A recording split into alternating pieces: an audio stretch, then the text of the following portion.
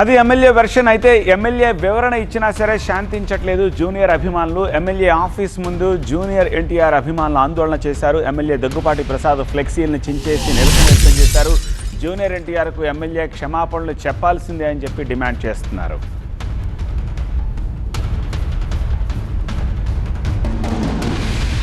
So మా హీరోని MLA గారు ఇష్టం వచ్చినట్లు ప్రవర్తించి మాట్లాడినారు.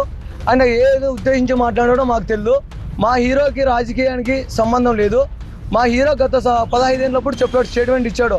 తెలుగుదేశం పార్టీకి నా అవసరం ఎప్పుడు వచ్చినా నేను ఎప్పుడు విల్లవిల్లలో ఉంటానని చెప్పాడు ఆయన. అదే బాటలోనే మేము నడుస్తున్నాము, మేము సపోర్ట్ చేస్తున్నాం. టీడీపీకి మేము ప్రతి ఒక్కరు ఎన్టీఆర్ అభిమాని ఓట్లు వేశారు. మేము ఓటు ఏంది ఈయన ఎమ్మెల్యే కాకుండా లేడు, మేము ఓట్లు వేసింటానే ఆయన ఎమ్మెల్యే అంటాడు. అది కూడా దృష్టిలో పెట్టుకోవాలి ఎమ్మెల్యే గారు.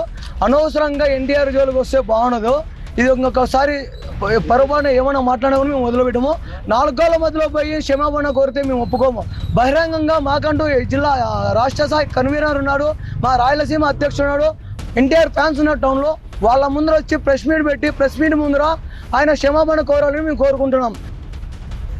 దగ్గుబాటి ఎమ్మెల్యే గారు ఎన్టీఆర్ని ఇలా దారుణంగా మాట్లాడడం తప్పు.